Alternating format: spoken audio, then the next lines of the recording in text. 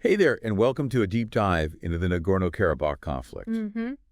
We're going way beyond the headlines today, Okay. like really diving into the legal arguments Right. that shape this whole complex situation. Yeah, you specifically wanted to understand how international law views this whole thing, right? Exactly. Okay. We're digging into Nagorno-Karabakh conflict in international law to get those insights Fascinating. for you. Yeah. It's fascinating stuff. Absolutely. So ready to untangle this with me? Absolutely. Let's unravel it. Okay, so first things first. Okay. We're not going to rewind through like centuries of history here. Okay. But Yeah. the book makes it clear that to even understand the legal arguments, we need to at least know Right. the conflict's not some recent border dispute. Yeah, it's more like trying to figure out who owned a centuries-old house after a dozen different families have lived in it. Right. Karabakh has this layered past, being a crossroads for empires. Right. Ottoman, Persian, Russian, you name it. Right. Both Armenians and Azerbaijanis have deep roots in the region, Yeah. making claims based on who was there first incredibly messy. It's like trying to use a dusty old family tree to claim ownership of a house. Yeah, exactly. So Yeah. for this deep dive, we're focusing on the conflict as it erupted in 1988 Okay. during the fall of the Soviet Union. Gotcha. Specifically, we're looking at whether Armenia is acting as an occupying force, Okay. what the legal status of that self-declared Nagorno-Karabakh Republic is, and just how much power international law actually has in this situation. Because in the news, you often hear it framed as Armenia simply supporting their kin state, right? Yeah. Like they're just looking out for fellow Armenians. Right, and kin state essentially means a state that feels a responsibility Right. towards a group outside its borders, Okay. based on shared ethnicity or culture. Okay. That Yeah. makes sense. Yeah. But this book we've been digging through, Right. it says Armenia's role is a lot more complicated than just playing protector. Exactly from the beginning in 1988, Hmm. Armenia's involvement went beyond just advocating for those minority rights. Mm-hmm.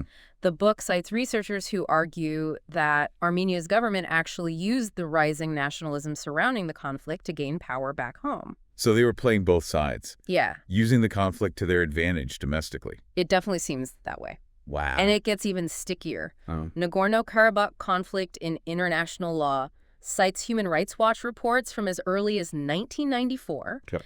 that documented the Armenian military actively participating in the conflict. Wait, so it wasn't just volunteers from Armenia fighting like some claimed? The evidence suggests otherwise. Wow. They even found an Armenian prisoner of war who had been captured in Azerbaijan back in 94. Oh, wow. Combine that with eyewitness accounts, Yeah. and it becomes difficult to deny direct military involvement. That's some pretty hard-hitting evidence. Yeah. And this was all happening back in the early 90s. Mhm. So how did this play out legally on the international stage? Well, things came to a head in 2015 with a landmark ruling by the European Court of Human Rights, or the ECHR. Okay. This wasn't just political talk. Right. This was a legal finding by a well-respected international body. Mm-hmm.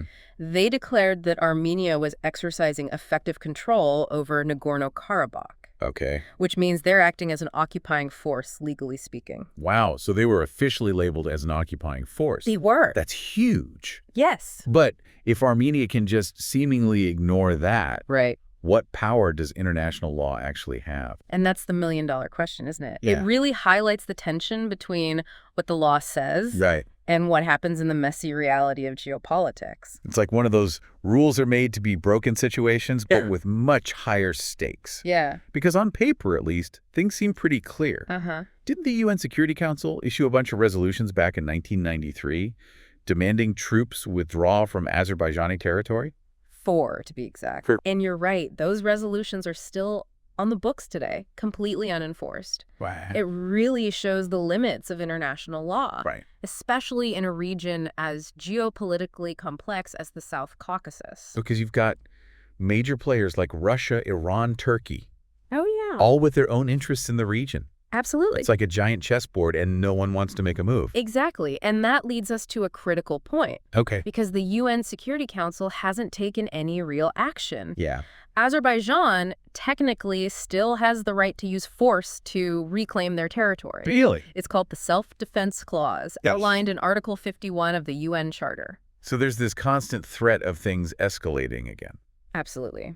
You could say the legal situation itself is a powder keg, Wow. and how each player acts has very real consequences. That's intense. Yeah. Okay, so we've got Armenia occupying territory Right. that's internationally recognized as belonging to Azerbaijan. Mm-hmm. Where does this self-proclaimed NKR fit into all of this? That's where things get even more interesting.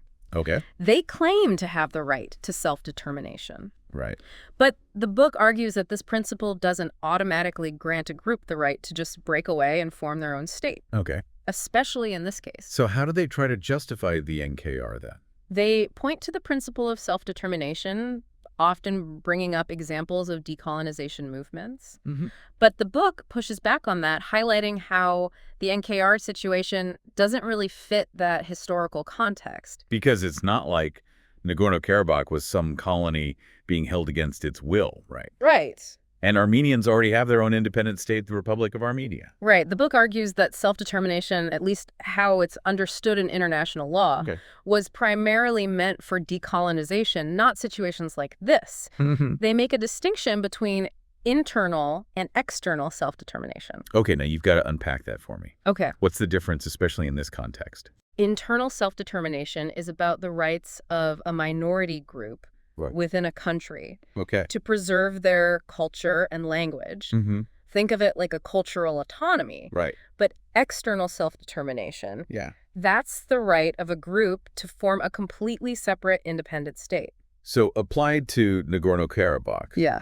you're saying the Armenian population there has the right to protect its culture and identity within Azerbaijan, Exactly. but not necessarily the right to break away Correct. and form their own country. And that distinction between internal and external self-determination often gets lost Right. in the debates surrounding this conflict. It's a really important distinction. Yeah. Okay, so if the legal basis for the NKR is so shaky, how do they even function? Right. It must have some kind of claim to being a real state, right? Well, that's where they bring up the Montevideo Convention, Okay. which is basically the rule book for statehood in international law. Okay. It lays out 4 main criteria: Okay. a defined territory, Mhm. a permanent population, Right. a functioning government, Right. and the capacity to interact with other states on the world stage. Mhm. The NKR claims it checks all these boxes. And what does the book have to say about that?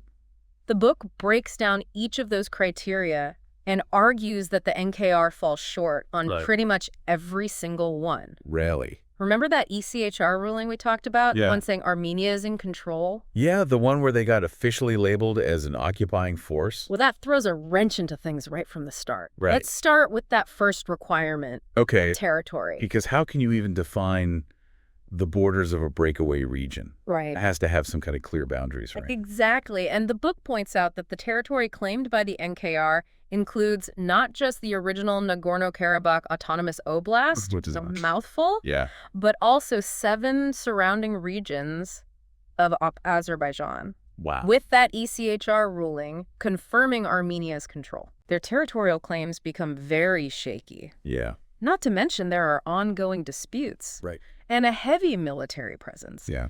Those lines are constantly shifting, making it almost impossible to establish any kind of recognized borders. So it's like trying to build a house on a foundation that's constantly cracking and shifting. Exactly. Not a very solid start. Right. What about that second requirement? A permanent population. Yeah. That one seems a bit more straightforward. Yeah. You either have people living there or you don't, right? You'd think so, wouldn't you? Yeah. But even that gets really complicated. Really? Yeah.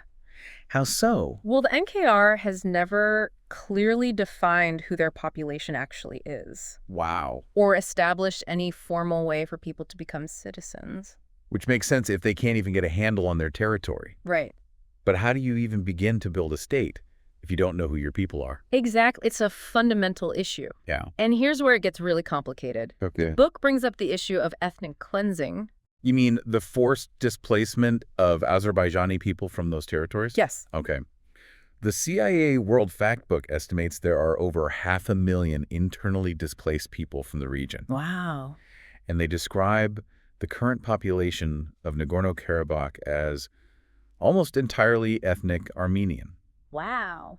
So the book really highlights that history, Right. making it clear that the current demographics are a direct result of the conflict. So they're building their claim of being a real state Right. on a population that was essentially re-engineered through conflict. It's a very uncomfortable reality. Yeah. And the book doesn't shy away from that. Yeah. It directly challenges the NKR's claims of having a permanent population in the way that international law intends. Wow. True criteria down to go, how about their government? Okay.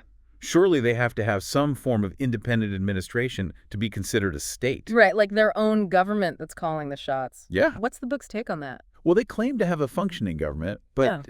The book, again, citing that European Court of Human Rights ruling, Right. points out that the NKR is heavily dependent on Armenia, both politically and financially. Okay. They rely on Armenia for everything, Wow. from military support to keeping their budget afloat. So much for independent. Right. It sounds more like they're operating as a puppet state, even if they don't want to admit it. That's a harsh but accurate way to put it based on the book's analysis. Yeah. And this dependence directly contradicts their claim of having a truly independent functioning government. Right. That brings us to the final criteria for statehood. Okay. The ability to interact with other countries on the world stage. Right, because countries have to be able to, talk to each other, have relationships. Exactly. What's the situation there? Can the NKR even do that? That's where it gets interesting. Okay. To this day, not a single member of the United Nations, not even Armenia, Oh, wow. has formally recognized the NKR as its own country. So they have no official relationships with other countries.